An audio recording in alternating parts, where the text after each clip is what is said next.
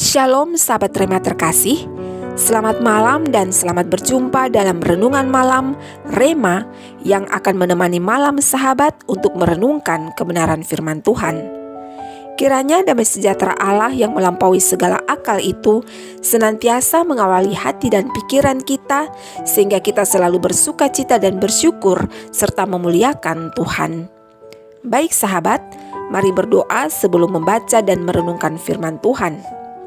Bapa di dalam nama Yesus, Bapa yang baik yang senantiasa menyertai kehidupan kami bersyukur selalu untuk kasih setiamu yang tidak pernah habis dalam hidup ini.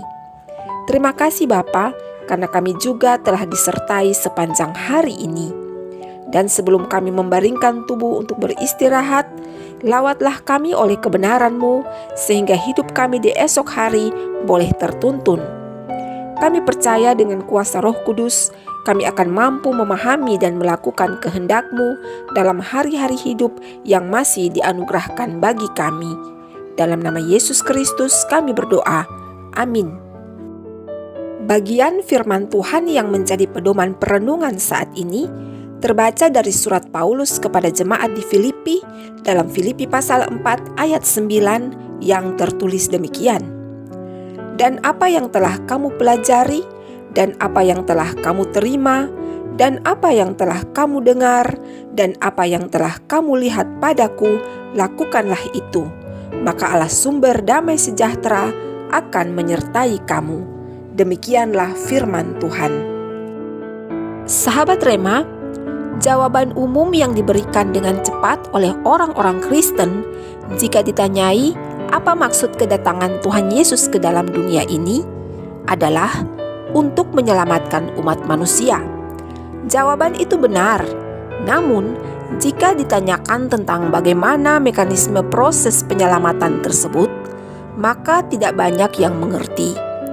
Oleh karena itu, saat ini Rema ingin memberikan dua maksud inti dari kedatangan Tuhan Yesus ke dalam dunia.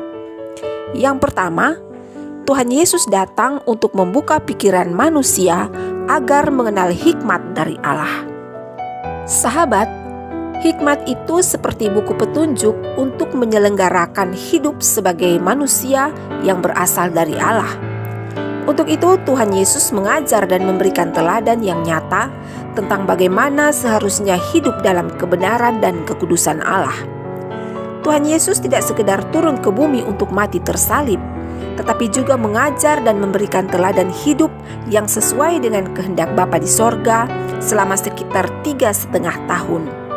Yang diajarkan Yesus dan seluruh kehidupannya, itulah yang disebut Injil.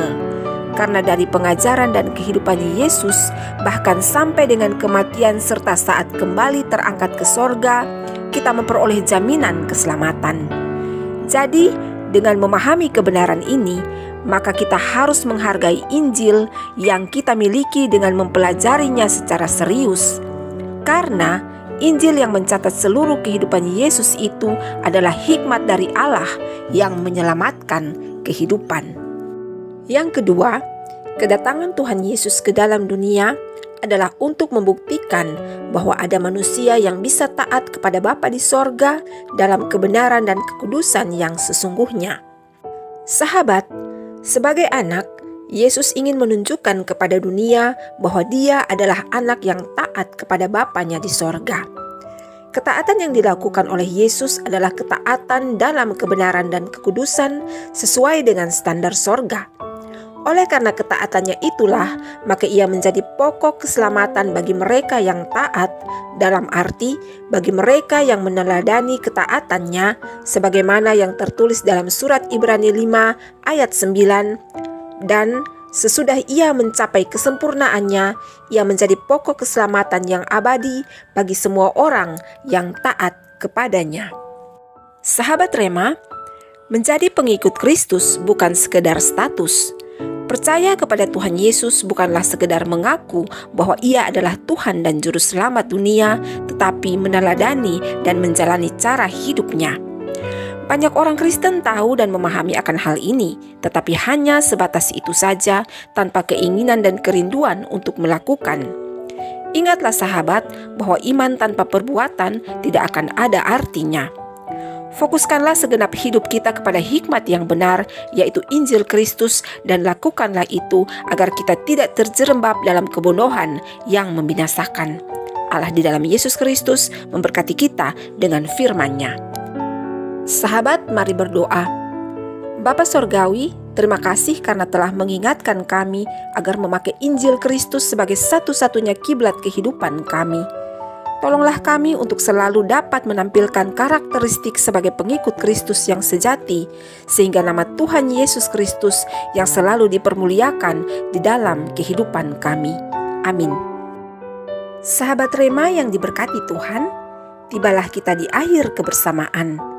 Terima kasih karena sahabat telah setia bersama Rema. Jangan lupa berbagi jika sahabat diberkati dengan video Rema kali ini. Akhir kata, sampai jumpa pada video Rema selanjutnya. Tuhan Yesus memberkati. Shalom.